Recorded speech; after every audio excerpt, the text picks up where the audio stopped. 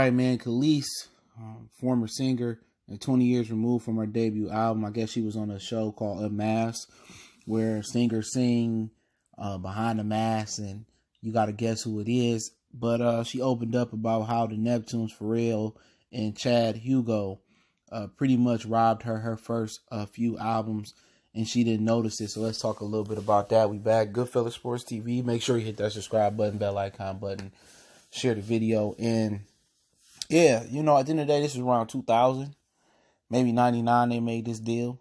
She's now living like outside of LA in her farm. I thought she moved to Colombia, maybe the situation where he wanted to see his son and made her come back to the States. So she has a farm outside LA, and her husband and her two kids, one her oldest son, Knight, is Nas's child, and they sit there and they do the farming. You know, she went to be a chef at Le Cordon Bleu, and she got a restaurant she planning on opening, you know, with her produce that she grows. So I'm all for black entrepreneurship, and she farming, and she's changing her way of life. And it's always hard to transition from the music industry into, you know, a different type of lifestyle. So you got to be proud of somebody that's black and that's transitioned so well after music. But in the Guardian interview I link in the description, she kind of explains what happened to her first record deal. And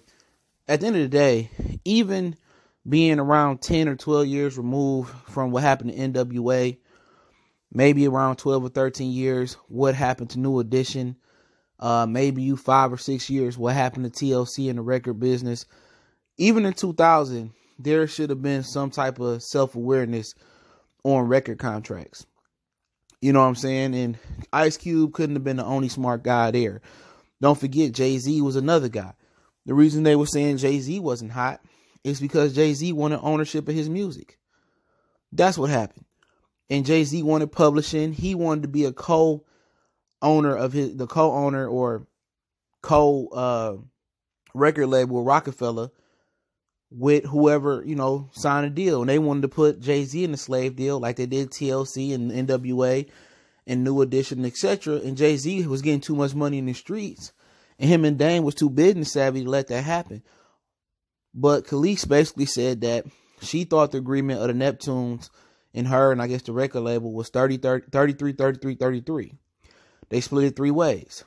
She said that she didn't notice until like 3 years that she wasn't getting any money from sales, from her album sales. Now, this is really, really common. You know, I say it all the time. T.I. said, artists out here getting pennies, just Grand Hustle sell some, I'm going to get plenty. And Michael Jackson fought a legal battle with his record label to get, like, you know, quarters or dimes or $1 per album sale or whatever it was. And at the time, if you was getting sales, you was getting pennies on the dollar. So, you know, you might got 3 pennies for every dollar your album sold. So if your album sold for $10, you know, you was getting 3 cents per dollar. You know what I'm saying? So that's insane. But she said she signed the deal because they met through a mutual friend while she was in performance art school. She trusted Chad, she trusted Pharrell, and basically they raped her. They stole all her publishing. You know what I'm saying? You know, she wasn't getting no royalties from her music. She wasn't getting album sales, and Pharrell pocketed that. He finessed her. You know, and she took it as a lesson learned. And she said after the first couple albums, she did another album, and she decided to use producers outside the Neptunes. And she said Pharrell and Chad got mad. They got mad at her.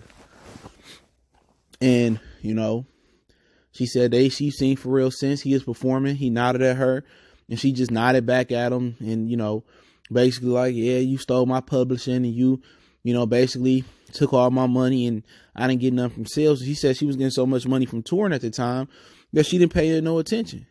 And like I said before, you know, TLC, New Edition, you know, Lil Yachty just signed a stupid deal. You got artists still out here, you know, signing these 360 deals after all these examples you had over the last 20, 30 years on how music acts are really getting raped by the music companies, you know, by the managers and the labels and stuff of that nature. You know what I'm saying?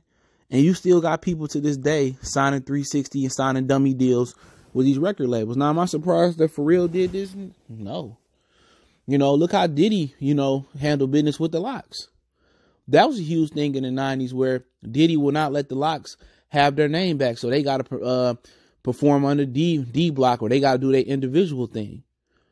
You know what I'm saying? And Diddy was saying the same thing that Pharrell was telling Kelis. You sign a deal. You sign a deal. So when you sign that deal, you should have read it. You should have hired a lawyer. And she didn't. And she don't sound real bitter about it. And she was asked, would she ever work with them again? And she said, basically, no. Do I look stupid? You know, she also opened up about her and Macy Gray, you know, being the first, you know, black female artist, or the very few black female artists that wasn't just pegged as being an R&B artist, that they were both R&B and alternative, black and alternative. And she sat talking about how people couldn't understand that. Like, aren't you R&B? She was like, no, I do a little bit of both. Don't categorize me that way. But the music industry is crazy. It's a lot of people out here, like Lil Uzi Vert. He had a song called whatever, XOXO, whatever it was back a couple years ago.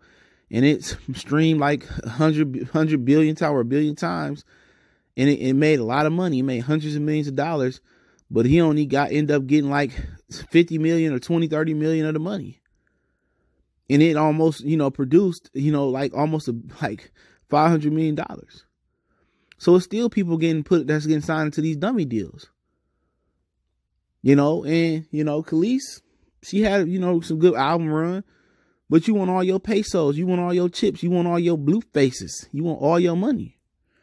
And you found out you getting played with. And they basically said, you signed this paper. And when somebody that look like you, like Pharrell, do you in, that's worse than when the clear people do you in. That is. That's worse when the clear people do you in.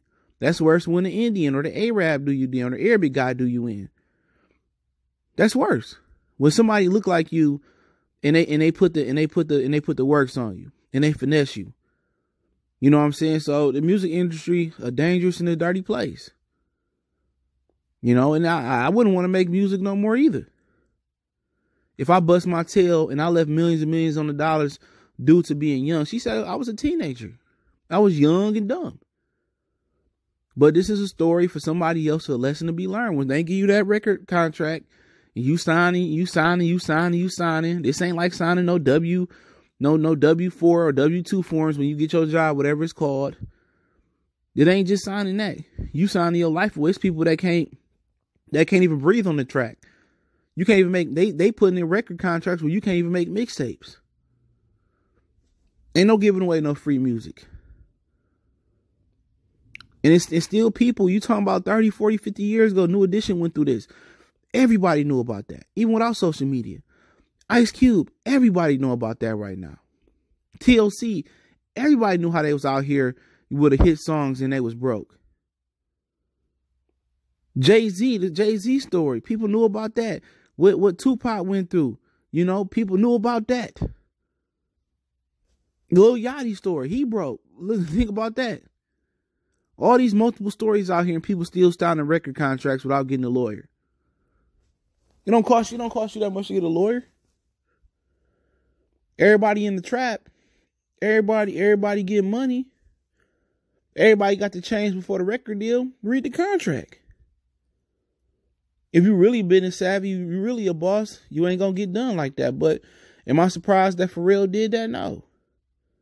He learned the game and he finessed another young lady on the game. That is what it is. And Kelis got a lesson learned. You know, she living her best life on her farm. And, you know, don't sound like she missing music much. It's hard to be passionate about something when it don't pay off the way it should be. So I'll link the Guardian article in the description. She talked about Nas in that situation. I'm not even going to talk about that. But y'all can talk about that part of the article. But it was a nice little interview she did. So salute to her. You know, don't forget we're on Facebook, Instagram, Twitter. You can reach out to the email if you got business, question, inquiry, sponsorship, video requests. Keep sharing the videos. Want to make a donation to the channel? That information is in the description. Best way to donate is share the video. And let me know what you guys think. Did this change your perception of Pharrell, or just like people that know the industry? They know black, white, green, Simpson, yellow, clear people. Everybody's shady and dishonest in that. But check out Music Entertainment playlist for more videos like this. One time for the one time we go.